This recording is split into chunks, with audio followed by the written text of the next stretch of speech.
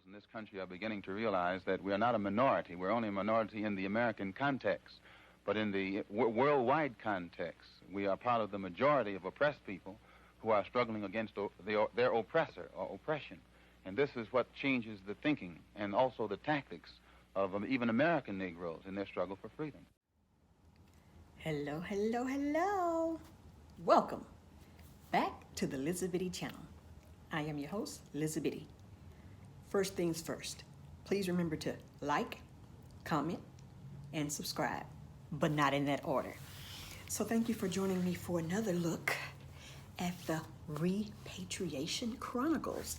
And today's topic is basically about fellow diasporans here in the UAE. But before we get started, a little housekeeping. I had a documentary that was playing called Black Boys. I encourage you all to go back and watch that. It premiered live, so I encourage you to go back and watch that. And so this conversation will lead into our topic.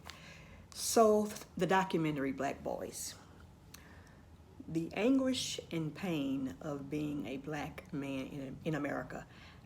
Me as a female, I could never fully understand it. However, I can be empathetic towards my fellow black men during their time of strife as they encounter situations of systemic racism because the black man is feared for whatever reason, as well as being stopped by the police and not making it back home the same way they left home. So that documentary says something about people who are getting sick and tired of Babylon. Yes, we're going to call the United States of America Babylon. That's pretty much what it is. We have been conditioned to basically relinquish, I'm talking about descendants of the American transatlantic slave. We have been conditioned to hate our skin, no matter the shade, and that black or anything dark is null, void, and negative, whereas anything white is pure, pristine, and beauty. And we all know that that is not the case. The ancient civilizations coming out of Kemet were people who looked like you and I. You and I meaning people of melanated descent. People of melanated descent. All of these movies that have come out showing us that ancient Kemetians were of white skin, similar to that of ancient Greeks and Romans. That's false. It is 100% unequivocally false. I encourage you to read Anthony Broder's The Bridal File, as well as reading a lot of books by Dr. Oh my goodness, the name leaves me. Asa Hilliard he's deceased now, but he's done a lot of extensive research in ancient Kemet. So Dr. Asa Hilliard, as well as a host of others. These are pioneers in that realm, and I'm just saying, as well as Dr. Amos Wilson, who is no longer with us as well. Be sure to check out books from those three gentlemen. But I encourage you to, one, understand where you come from, and you will see why Babylon was never made for you. It was never made for you because, it doesn't matter how far one person gets ahead, there's millions behind that one that are still lagging, and that's pretty much it. The status quo is that if one black person or one person of melanated descent makes it, then we all should be happy. No, that is not it. Someone made a statement to me, and I had to ponder and pause about it, and it made so much sense. As I was pondering it, all of these things played back in my mind, like situations. But how is it that a smaller percentage of the world's population is basically controlling the world? pretty much is what it boiled down to.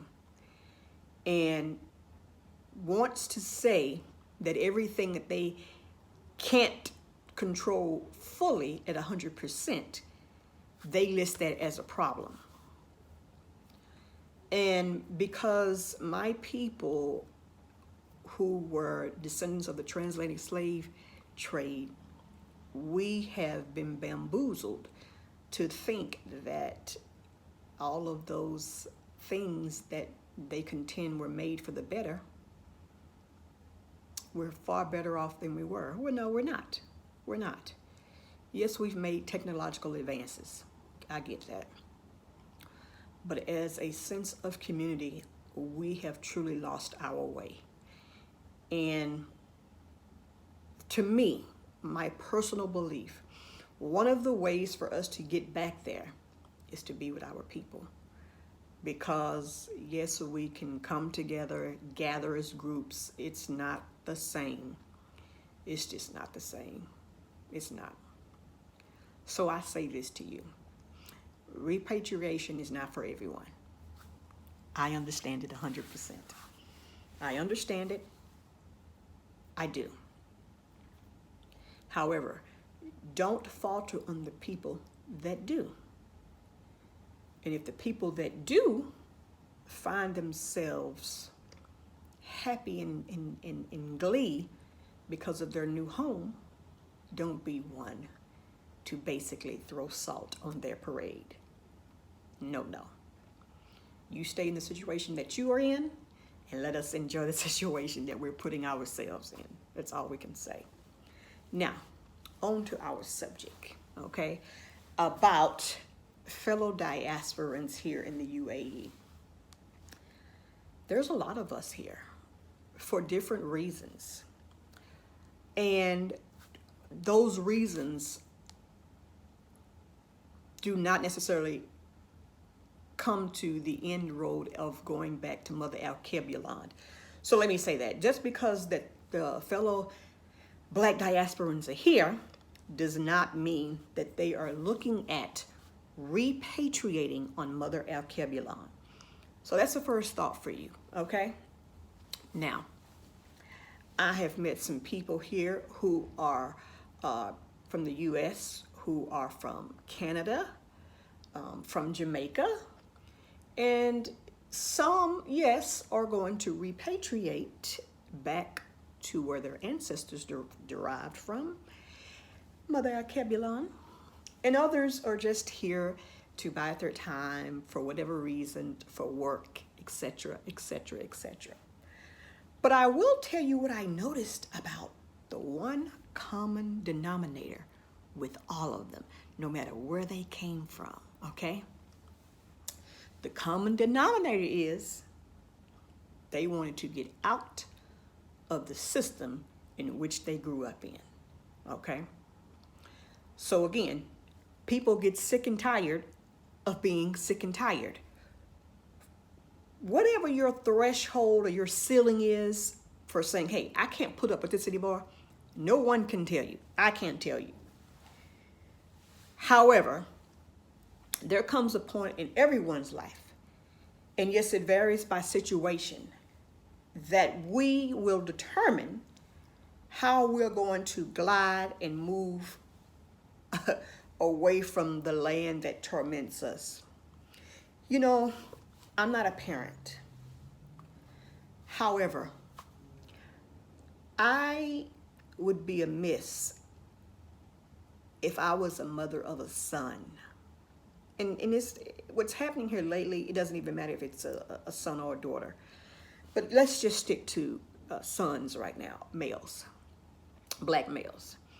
If I was the mother of a son and I had to live daily in constant fear that if my son goes to the store, if my son walks to the park, if my son walks to his friend's house, if my son goes to his cousin's house, etc., etc., etc., that I have to consistently be worried about if they're going to return as they left. I think that I would probably be stir crazy.